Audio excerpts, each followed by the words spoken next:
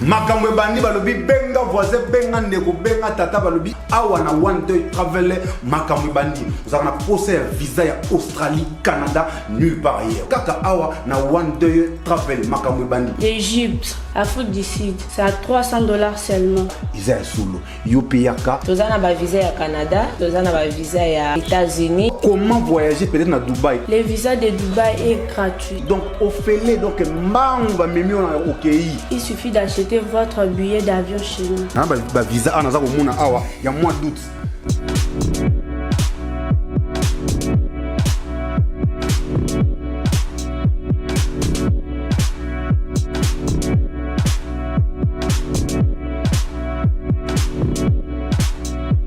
Awa nde makamba visa efandi donc naza nango awa nde boza komona awa nyonso ezali même bato ya mosala maboko ba plombier ono za mamligablo na esimba te maintenant yaka siko ba osala eza ya nyongo basalo ya nyongo yota ngokoma kuna ozwina mosala ozana mosala maboko monike non awa ezo simba so il faut que les banda ba permis de travail ezali yokali solo.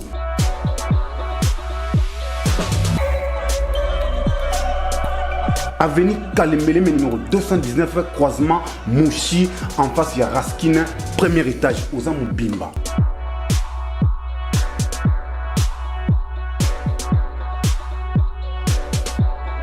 Boye malamu na émission Debout Congolais Samba Olonga liboso na bino lokola na momisano ona ko partager na bino actualité à Ekolo Congo. Merci na confiance et fidélité oyo bino bozali kokoba kopesa biso kwete to memela bino basango. Ceux qui osa déjà en ligne, veuillez s'il vous plaît partager déjà les lives de cette émission. Merci na bande konyon so baza ko rejoindre direct oyo.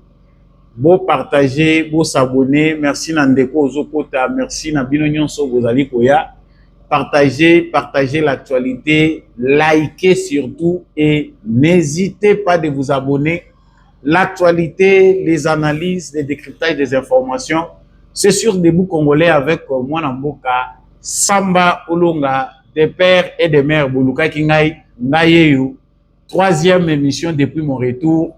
Continuez à partager, continuez à dire aux voisins que Samba Olonga est de retour. Alors, j'ai toujours pour habitude de dire au commun des mortels que la justice de Dieu n'épargne personne. Justice yanzambe erataka motote, justice yanzambe motomokote a échappaka na contrôle nango. Ceux qui ont échappé na contrôle ya bato mokili, yeba yango que na contrôle yanzambe motomokote a échappaka. Faites du bien pour na ko récolter fruit ya mabete. Salara Kaka, Malamu. Bienvenue dans l'émission Debout Congolais. Aimez, partagez, abonnez-vous si vous ne l'avez pas encore fait. Laissez des commentaires, donnez vos opinions. Yebisabiso na commentaire. Vous ne suivez à partir d'où en République démocratique du Congo. Na province ni Ozolanda biso. Ozana Congo central, Ozana Kasai, Kasai central, Oza Wapi. Tika province, Tika village, Tika ville aux Ali, et ça la rabiso bien. Libanda pe amboka, ba diaspora na biso, dites-nous, vous aimez bien les analyses de Samba Olonga. Je vous ai toujours manqué depuis Wapi à travers le monde, dites-nous. Voilà. Et c'est ngokoye babine belé na zongi siko na mama alikam. Conférence à Paris, Oyo Macron a initié Emmanuel Macron, président de la République française. Et PCP les kanisi moko peto décision moko ya kofungola aéroport ya Goma. Tu as vu bison ce aéroport ya Goma, ezali fermé il y a de cela plusieurs mois. Ezali sous occupation, il y a ba terroristes bazali soutenus par l'armée rwandaise. Mais Emmanuel Macron a lobby pour des raisons humanitaires. Dans le cadre de la conférence, il y a Paris, Bakendaki pour na Roluka Kimia, dans la région à Grand Lac, a lobby qu'il faut aéroport Wana et Fongwama pour acheminer l'aide humanitaire à travers des avions légers. Ministre Affaires étrangères et à Rwanda, Alingo Yokamoti. ba terroriste ya M23 balingi koyoka yango te. La question qu'elle se pose, est-ce que Emmanuel Macron, avant de prendre cette décision, a consulté qui a solo là qui n'a pas parti nyonso? Est-ce que le président Félix Tshisekedi était au courant de l'initiative d'Emmanuel Macron? Le président Félix Tshisekedi s'est-il fait piéger? En tout cas, jusque-là, les opinions sont partagées sur Okendeo, président Félix Tshisekedi Akendaki en France. Dans cette émission, nous allons parler de cette affaire. Il y a réouverture, il y a aéroport, il y a Goma. Sommes-nous piégés ou Emmanuel Macron a tenté de récupérer la situation, mais en vain? Ça, j'en parle dans cette émission pour fixer vos lanternes.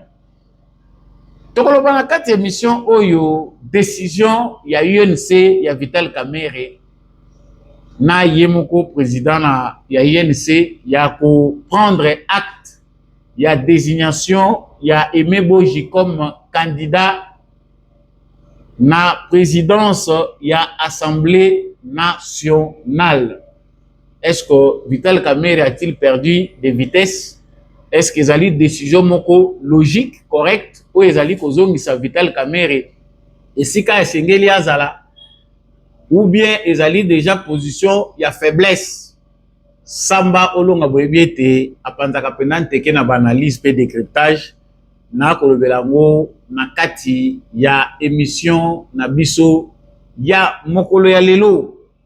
Parenthèse émission Oyo, ils allaient lancer appel na gouverneur ya ville à Kinshasa Daniel Bumba pour na opesa yembele ya bandeko musupe bazali ko belela na ba grandes artères bisika epai wapi misole pesa maki na ba société pour que ba curé ba caniveau ya minene oyo esalaka ke mai eleka.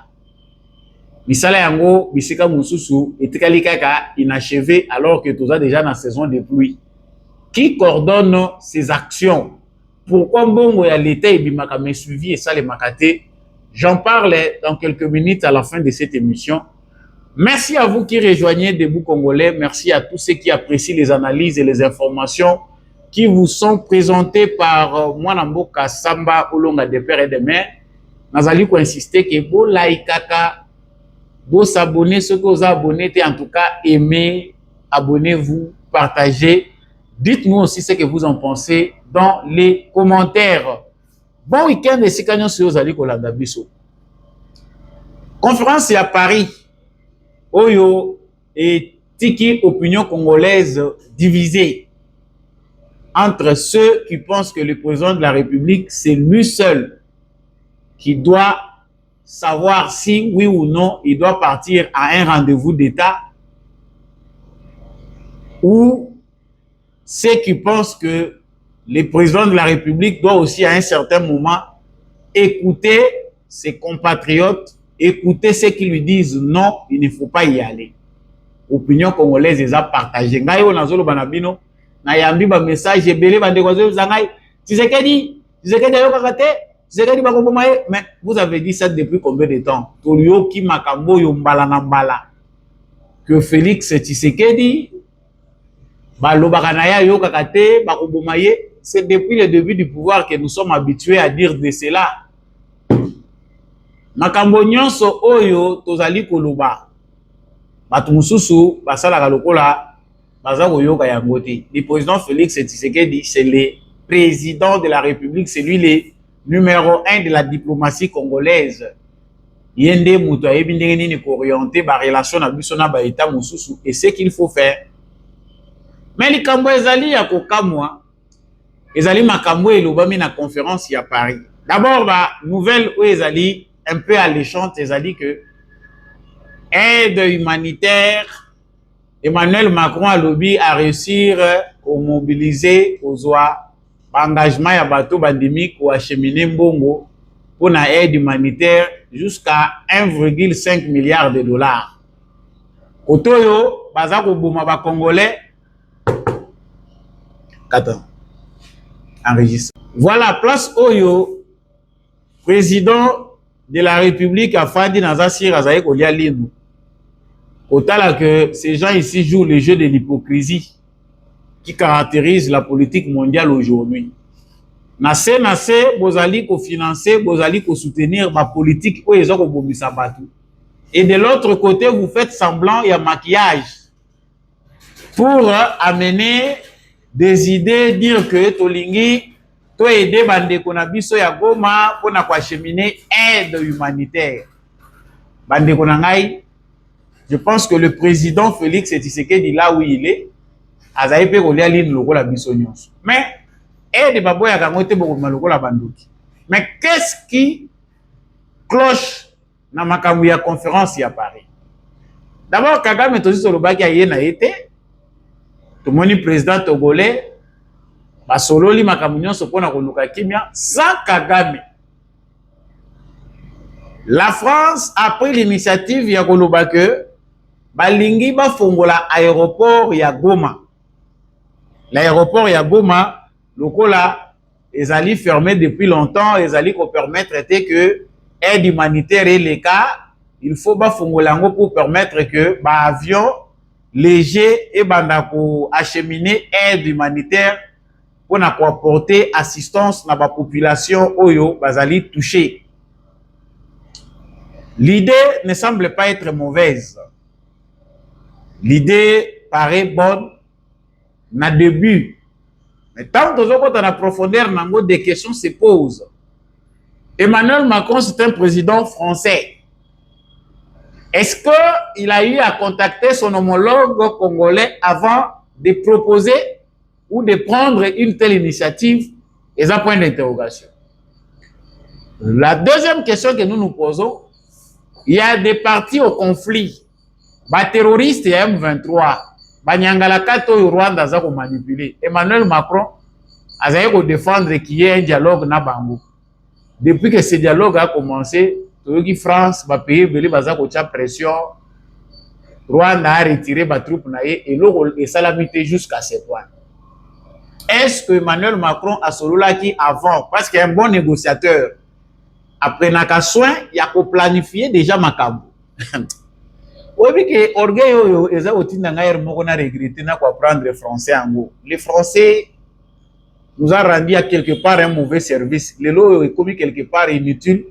Il y a ko le bakape français langue moko kitoko mais l'olendo na inutilité au français commis nango et commis couper sa passe. Les Français en soi n'a pas de problème mais ba français bango moko on dirait ba baby si français ango ngalana. Emmanuel Macron lingi kozala en avant na ba initiative nyonso. Mais sauf pour apporter de bonnes solutions. Si vous avez proposé ndenge wana à lobby, le Congo, nous devons comprendre que le président Tshisekedi, il était déjà au courant de ça parce que la France avait déjà manifesté son intention. Mais tango bazali ko bima ba wuti na conférence makambo eloba mikuna.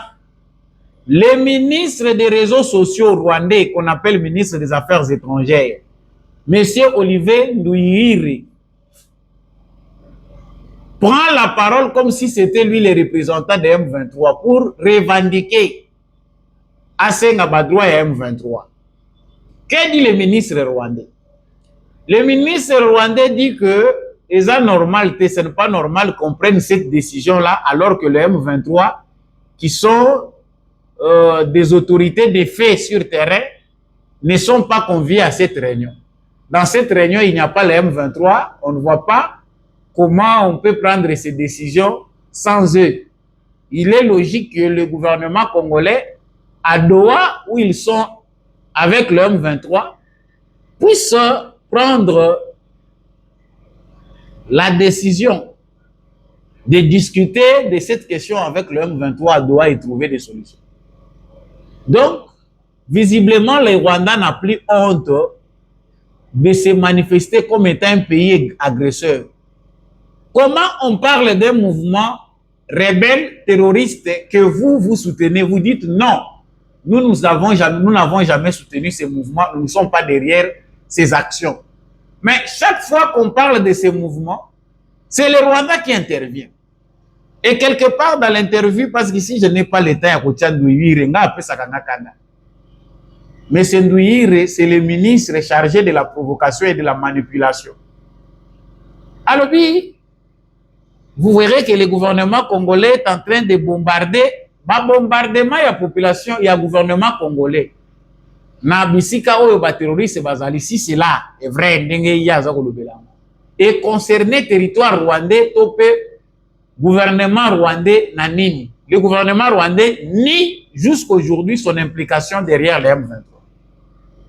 Mais pourquoi le gouvernement rwandais intervient dans une question qui est liée à la souveraineté de la République démocratique du Congo? Bastus ya Kagame loko les sili. Eza lisusu vraiment na place na ngote. Loko la Paul Kagame a comprendre que makambo ebele oyo ye azali na kati ya kosala eza lisusu kofuta te. Ba recette na azali ko utiliser FDLR, le Congo, voyez ceci, à Monique na minute oyo vérité eza étalée au grand jour. Ba argument ya malonga eza lisusu te. Vous voyez que Paul Kagame donne un exercice très difficile à Olivier Ndoyire, son ministre des Affaires des réseaux sociaux. Exercice économique comme sa ministre très ridicule. Non, c'est les Wazalendo et les multiples milices. Comment Wazalendo na monoko ne ko lukadini makamwana nyonso ezo le canasol congolais. Non, ils sont en train de propager les discours de haine à komi ko bandela babilo moko azoko zongela. Mais la question n'est pas là. La question c'est que les pantins, comme on les appelle, ba pantin wana ya M23 bana ya Kagame wana, parce que nanu bazi ordre te pa Kagame ya ko se retirer. Balobi biso tokolongwa te tokobima te tozawa. Baya kobomela biso awa tozana babele na biso. Makambo balobi na France ezo concerné biso na eloko te. Alors j'ouvre la plus grande parenthèse. Et ça n'a pas tout bazar au kanisa que président Félix Tshisekedi a commettre erreur grave et a se retrouver en France, il a été piégé, il n'écoute pas. Non, vous n'êtes pas informé plus que le président de la République. Bissonion Soyo, tozali ko relativiser, des fois on condamne, des fois on critique, mais on laisse une marge de manœuvre que Mokonzi Ambo kazana d'information biso tozana. Alors, qu'est-ce qui est réellement passé? Nous avons complété l'information dans l'analyse de la salle qui pour la bande de Balanda. La France veut aussi quelque part récupérer la situation. Les Français, les Américains, les Mingi, avancer Mingi. Ceux qui sont Américains, ils ont une solution où on a une France pour risquer tous les sur l'autre côté. La France est en train de sauver ses intérêts, de vouloir peut-être sauver ses intérêts. Il y a un moment où on va proposer Tshisekedi na stade où c'est commis. Tu veux que Toyoka na kite. Tamula ina yo Toyoka na kite. Oyo zo senga tozo sala mondengo lingite. To sala sikoyo nini po Toyoka. La France a ses intérêts à préserver au Congo. Voilà pourquoi on va sauter na initiative wana mbangu. Ba yebi ke do ezala.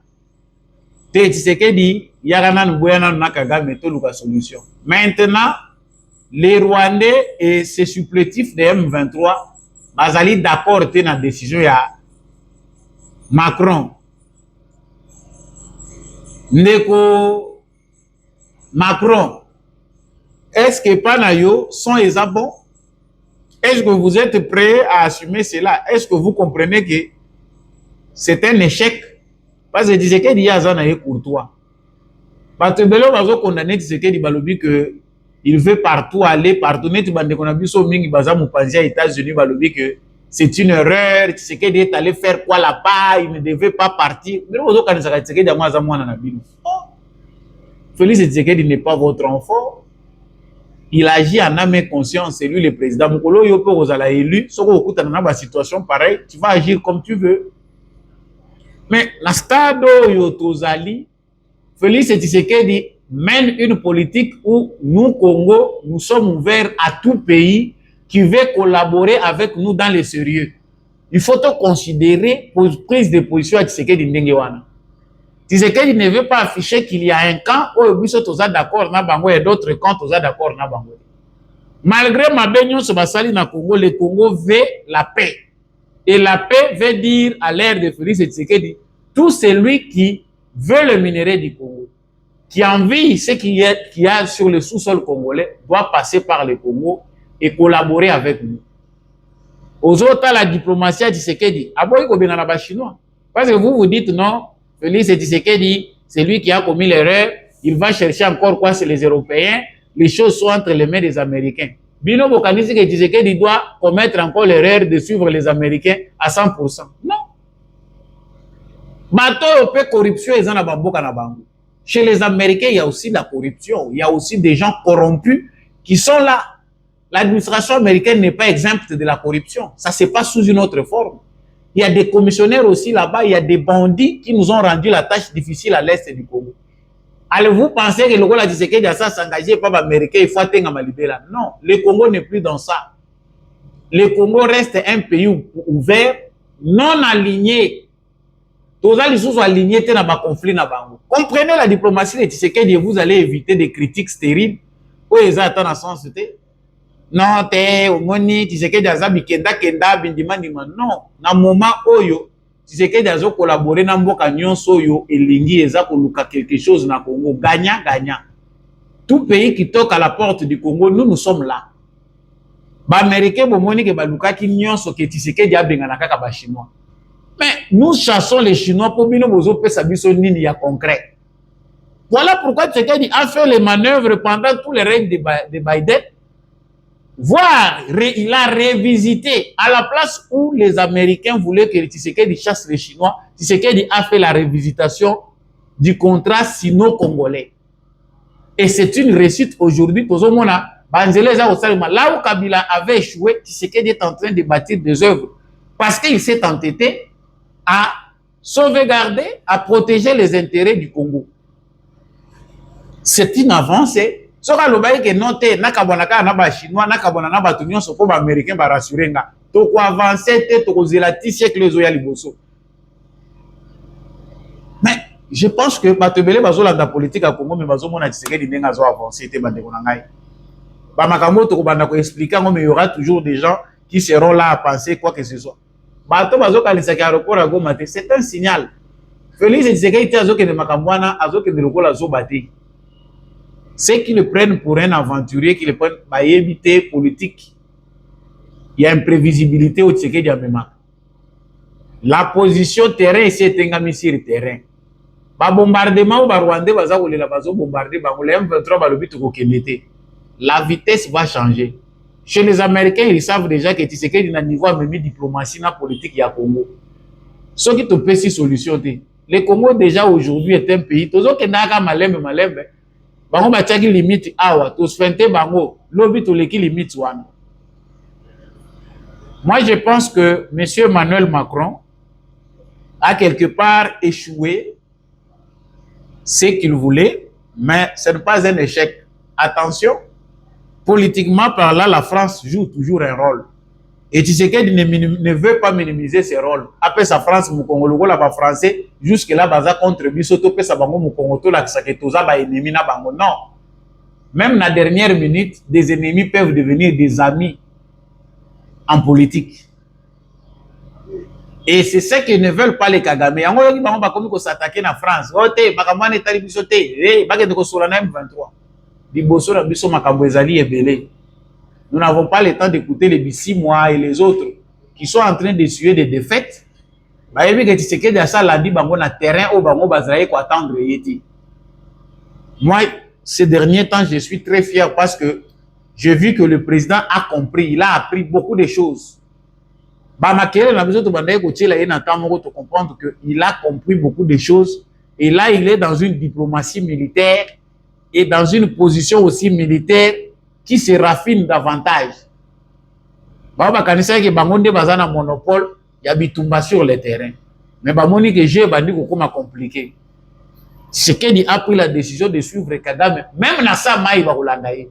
Et nous devons éviter de penser que c'est les Américains qui ont le monopole de bonnes décisions. Là, je passe cet élément. Donc, pour ceux qui pensent que Tshisekedi est en train de commettre les erreurs, revoyez encore vos critiques de la fois passée. Vous avez beaucoup critiqué. Est-ce que vous avez eu raison ou vous avez eu tort? Les Congolais sont spécialistes dans tout.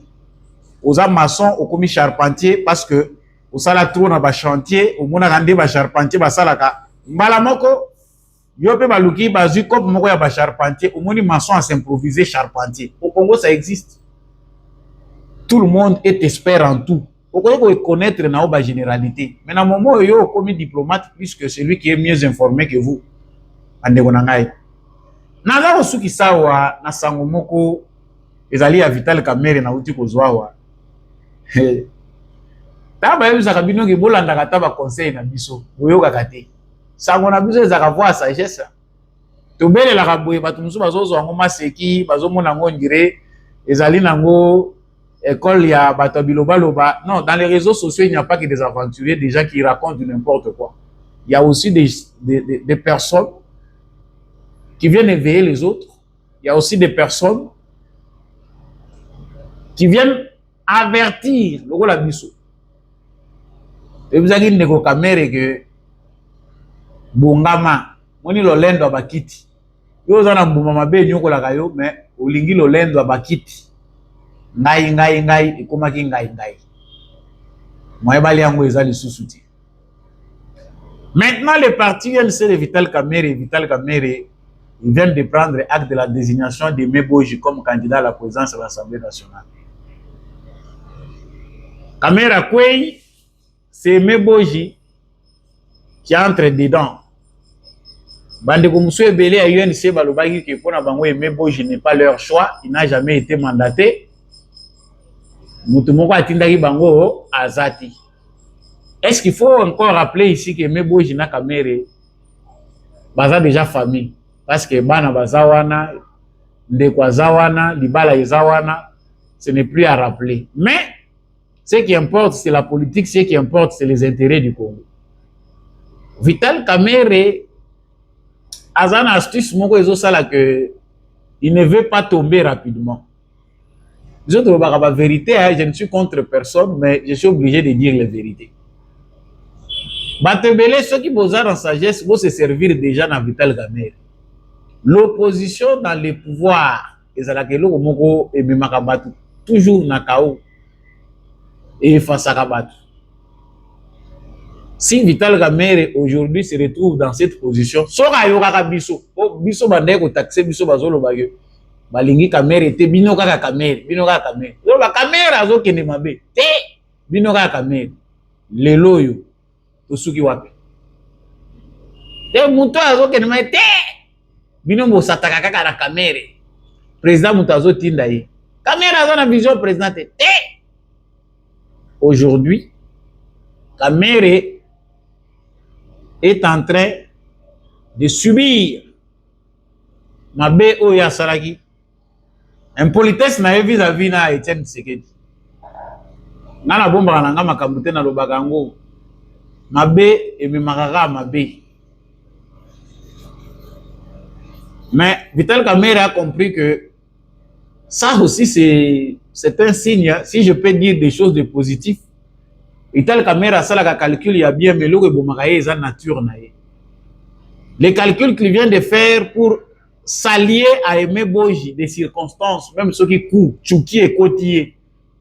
C'est un calcul d'un bon politicien qui comprend mieux les enjeux. Parce que ceux qui n'ont moment oyo, au lobby qui n'a quatre sananzela boîte pour na rejoindre ngambo kuna liwa eko kuto na katikati ya fleuve. Bangando bazie belé na katikati. Bato kuna pe bazana ngambo ya fleuve koto ko katisa, bazo lela, bazo luka négociation pour baya ko katisa na ngambo. C'est pas le moment où c'est facile de adopter la gamme Moussous. Il y a des gens dans l'UNC qui ont voulu induire Kamerhe dans l'erreur. Chaud, to salaboye. Bon, il peut le faire, Aza Moubali. Il peut toujours oser aller dans ce sens-là, mais ce n'est pas le moment.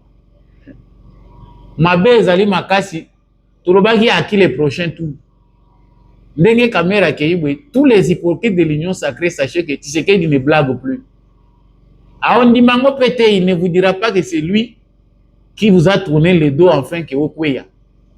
Mais Kamerhe lui-même sait se reprocher quelque chose. S'il a la nature de quelqu'un qui peut changer, tu y éviter. Mais Bisso, tu déjà sceptique dès le début. Tu y déjà que Monsieur Vital Kamerhe c'est pas quelqu'un qui va rendre service aux Congolais. Et nous l'avons vu. Bon, ce que vous Constant Moutamba. Les erreurs que vous avez reproché qui na Constant Moutamba. Vous pensez que Vital Kamerhe a quitte? Awa procureur général, ceux qui prêtent à cour et à cassation, à monité. Pour négocier avec l'Assemblée nationale, à lever l'immunité, va enquêter sur la prime, l'enveloppe, la makambo ebele, la mafia ebele salami dans l'Assemblée nationale. Voilà. C'est un début de week-end. Sambolonga est en train de se ressourcer davantage pour Nazonga plus fort. Peu importe la difficulté na ba makamutoko qu'on rencontrer, on reste fort quand on regarde toujours l'optimisme et les sourires. Donc, du fin fond, il y a trop. Tout le monde oh, biso peut te ça qui espoir, bah, ici, bisoté, quoi, abandonner. Yango tozali. Tant qu'il y a encore de l'air dans nos poumons, il y a de l'espoir. Même un lion mort, même un chien vivant, vaut mieux qu'un lion mort. Biso nyonso tozana pema, ata ozana mbeta l'hôpital, tant on a une catanité, il y a de l'espoir. Nous sommes encore plus forts. Debout Congolais, merci na bandeko nyonso boza en ligne. Beau partager, beau liker vidéo yo, beau s'abonner ceux qui boza nous abonner. Je pense qu'on va se retrouver prochainement avec une nouvelle vidéo. Merci na l'homme de la vérité des yeux, Jean-Louis Timbalanga. Merci à papa Maurice Kikangala, Matondo Mingi na papa Michel Lumakaso. Merci beaucoup à maman Lisette Mumbendou, maman Bilbilonda, maman Mamina Cast depuis la France. Merci à Bandeko Nyonso Bozo se mobiliser pour na Sambolo na émission Ekoyate. Je vous aime beaucoup. Ba anonyme, ba te belé oyo bolingi ke émission Ekoufate. En tout cas, bon continuer qu'on serrer biso vraiment en nous aidant pour que cette émission ne meure pas. Même si de temps en temps, tu as obligé de passer par une étape suivante. Ngai na bino tozo kutana na émission mususu prochainement. Au revoir.